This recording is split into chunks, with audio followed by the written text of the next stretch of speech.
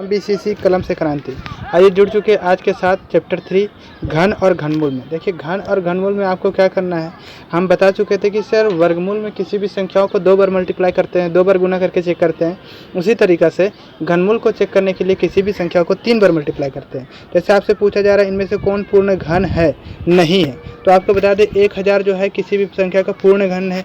जैसे देख लें हम लोग 63, पूर्ण घन का मतलब होता है कोई भी संख्या 3 बार मिलना। जैसे हम लोग 63 को अगर लें, 63 का एलसीएम लें, तो भाई 63 का एलसीएम अगर लेते हैं हम लोग तो क्या होता है इसमें हम लोग चेक करते हैं। जैसे 63 आपके लिए दिया हुआ है, 63 का आप एलसीएम लीजिएगा तो क्या होगा सर, 3 2 जैसे 3 1 3 3 7 21 और 7 1 7। क्या सर इसमें कोई भी संख्या ऐसी है जो तीनों मिल रहा है? सर ऐसी संख्या नहीं है। तो आपको क्लियर पता चल गया कि सर 63 एक ऐसी संख्या है जो पूर्ण घन नहीं हो सकता।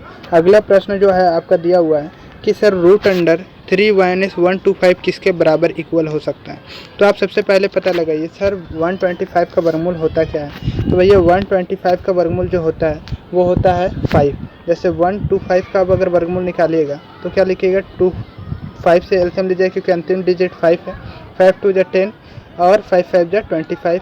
इसी तरह 5 5 जा 25 और 5 1 जा 5। तो देख रहे 3 5 का अर्थ क्या होता है, 1 5 होता है। यानी 125 का वर्गमूल क्या निकल गया, 5 निकल गया। तो आपका डी आंसर जो है वहाँ देख रहे हैं 125 का रूट क्या हो जाएगा, 5 होता है। तो आपका डी आंसर बिल्कुल राइट हो जाएगा, डी बिल्कुल सही उत्तर है। बढ़ते हैं अगले प्रश्न की ओर। तो अगला प्रश्न आपका दिया हुआ है 3 5 1 2 किसके बराबर है। आपको बता दें मेरा भाई कि 5 1 2 आपसे पूछ रहा है किसका घनमूल है, ये प्रश्न दिया हुआ है। तो घनमूल का अर्थ ये हो जाएगा कि जैसे कि हम लोग प्रश्न को देखें तो यहाँ 5 1 2 जो है वो किसका घनमूल है ये पूछा है। तो आपको हम बताएं किसी भी संख्या को 3 बार मल्टीप्लाई करके देखिए ऑप्शन हिट में। तो सर 6 को 6 से मल्टीप्लाई करेंगे 36, 36 को जब 6 से मल्टीप्लाई कीजिएगा तो फिर लास्ट डिजिट 6 आ रहा है, जबकि आपको लाना है 2। तो भैया 8 को 8 से मल्टीप्लाई कीजिएगा तो क्या होगा सर, जब 8 को 8 से मल्टीप्लाई करते हैं तो 8 8 जा 64 आता है। तो कितना लिखेंगे हम लोग, 64। और 64 को जब 8 से मल्टीप्लाई कीजिएगा तो सर 8 चौके 32, 8 चौके 48, 49 50 51 52 यानी 512 आपका आ रहा है। तो ये आप कह सकते हैं कि बी नंबर बिल्कुल राइट आंसर है। अगला प्रश्न की ओर बढ़ते हैं। पूछा गया 729 किसका वर्गमूल है। तो आप ऑप्शन हिट कीजिएगा 9 को। जब 9 को 9 से मल्टीप्लाई कीजिएगा तो 9 9 जा कितना होगा, 81 होगा। और इस 81 को जब 9 से मल्टीप्लाई करिएगा तो 9 1 जा 9 और 9 8 जा 72 यानी 729 आएगा। यानी आपको पता चल गया 4 का आंसर क्या हो जाएगा, बी बिल्कुल राइट आंसर है। 4 का बी क्या है, सही आंसर है। अगला सवाल यही है 729 किसका घन है, आपसे ये पूछ रहा है। तो 729 किसका घन है, अभी हम लोग निकाले सर 729 का जब घन निकाले तो पता चला 9 था। तो इसका भी आंसर क्या होगा, 9 ही होगा। अगला सवाल है 64 किसका घनमूल है। तो आपको ऑप्शन हिट कीजिएगा 64, आप देख रहे हैं 64 को अगर मल्टीप्लाई करके देखते हैं हम लोग, 64 का ऑप्शन दिया हुआ है क्या, डी नंबर 4। तो 4 को जब 4 से मल्टीप्लाई करेंगे तो क्या आएगा, तो सर जब 4 को 4 से मल्टीप्लाई जब करेंगे तो आएगा हमारे पास 16। अब ये 16 को जब हम लोग 4 से मल्टीप्लाई करते हैं तो 4 को 60 से मल्टीप्लाई करेंगे, 4 चौके 24, 4 एकम 4 5 64 आ रहा है। इसका अर्थ ये है सर 6 का डी बिल्कुल राइट आंसर हो जाएगा। बढ़ते अगली सवाल की ओर। 125 का घनमूल क्या होगा। तो 125 एक ऐसी संख्या है जिसको कौन सी संख्या से 3 बार मल्टीप्लाई करने से वह पूर्ण घन बने। तो आपका ऑप्शन दिया हुआ पहला A5। तो 5 को हम लोग देखते हैं, ऑप्शन हिट करते हैं क्या 5 से बिल्कुल आंसर आ रहा है या नहीं। तो आप जब 5 को 5 से मल्टीप्लाई कीजिएगा तो 5 को 5 से मल्टीप्लाई करेंगे 25 आ जाएगा। ये 25 को जब 5 से मल्टीप्लाई करेंगे तो क्या आएगा सर, 5 5 जा 25, 5 2 जा 10 और 2 12 125। तो आप देख रहे हैं कि 5 का घनमूल जो है 5 का क्यूब जो है वो कितना होगा, 125 होगा। यानी 7 का ए बिल्कुल राइट आंसर है। बढ़ते अगले प्रश्न की ओर। तो अगला प्रश्न आपका दिया हुआ 216 का घनमूल क्या होगा। तो 216 का घनमूल कैसे निकालेंगे। जैसे आपका ऑप्शन दिया सबसे पहले 4। सर 4 को 4 से मल्टीप्लाई करेंगे 16, 16 को 4 से मल्टीप्लाई करेंगे 64। क्या सर 64 का निकालना है, नहीं 216 का निकालना है। तो सर हम लोग ऑप्शन बी पे बात करते हैं। ऑप्शन बी में दिया हुआ है सर 6। तो 6 को 6 से मल्टीप्लाई करेंगे सर, तो 6 को 6 से मल्टीप्लाई करेंगे 36 आएगा।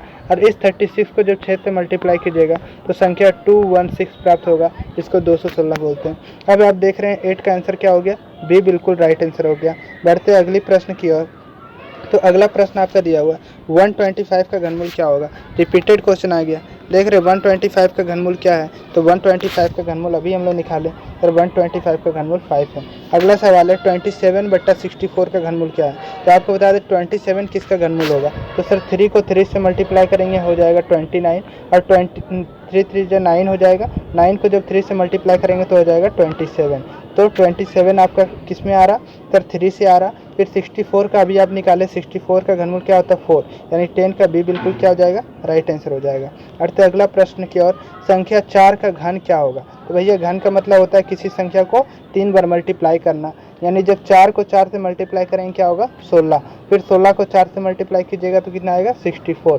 तो आपको पता चला कि किसी भी संख्या का 4 का जो घनमूल होगा वो कितना प्राप्त होता है, 64 प्राप्त होता है, यानी आपका आंसर क्या हो जाएगा, बी बिल्कुल राइट आंसर है। बढ़ते अगले प्रश्न की ओर, तो आपसे लिखा गया 1000 का घनमूल क्या होगा, तो 1000 का घनमूल का अर्थ होता है सर कौन सी संख्या को 3 बार गुना करने से वो संख्या 1000 प्राप्त हो। तो मेरे पास आपको दिया हुआ ऑप्शन नंबर 1 से तो होगा नहीं सर, क्योंकि 1 को अगर 3 बार मल्टीप्लाई करेंगे तो 1000 तो आएगा नहीं। दूसरा ऑप्शन है सर बी में है 10 को जब 10 से मल्टीप्लाई करेंगे, तो 10 को जब 10 से मल्टीप्लाई करेंगे सर तो आएगा 100, ये फिर 100 को जब 10 से मल्टीप्लाई कीजिएगा आप तो क्या आएगा सर, अब हम 100 को 10 से मल्टीप्लाई करेंगे 1 और 3 को 0 आ जाएगा सर, यानी 1000 आ रहा।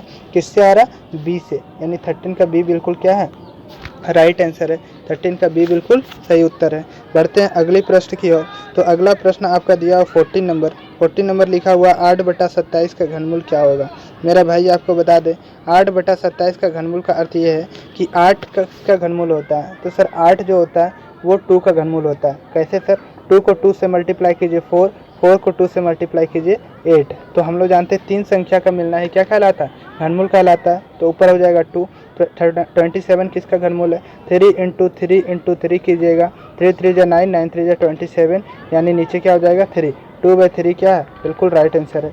अगला सवाल है 7 का घन का इकाई अंक क्या है, तो मेरा भाई आपको बता दे 7 का घन का इकाई अंक, 7 का घन कैसे निकालेंगे सर, 7 का घन निकालने के लिए 7 को 7 से मल्टीप्लाई करेंगे, 7 को 7 से मल्टीप्लाई करेंगे 49 आएगा। सर जब 49 को 7 से मल्टीप्लाई करेंगे तो 3 4 3 343 आएगा। इस 343 का इकाई अंक क्या हो जाएगा 3, तो 3 आपका कहाँ ऑप्शन में दिया हुआ है, 3 आपका दिया हुआ ऑप्शन नंबर डी बिल्कुल क्या है, राइट आंसर है। डी आपका परम सत्य आंसर है। देखिए ये थे कुछ घन और घनमूल के महत्वपूर्ण प्रश्न जो आपके एग्जाम में इन्हीं चैप्टर से आपका प्रश्न फंसेगा। आपको बता देते हैं हम लोगों ने 2 चैप्टर को पढ़ लिया, परिमेय संख्या और वर्ग और वर्गमूल। आपका जो तीसरा चैप्टर है वो था घन और घनमूल। आज हम लोग घन और घनमूल को ही पढ़ें, फिर अगला जो चैप्टर होगा उसकी ओर हम लोग बढ़ेंगे। आपको आशा करते हैं कि आप सभी वीडियो को पूरी देखे होंगे। अगर आप देखे हैं भाई तो आपको ज़रूर इसका लाभ आपको आपके बोर्ड एग्ज़ाम में आपको देखने को मिलेगा। फिर से हम लोग मिलेंगे अगली वीडियो में, तब तक के लिए धन्यवाद।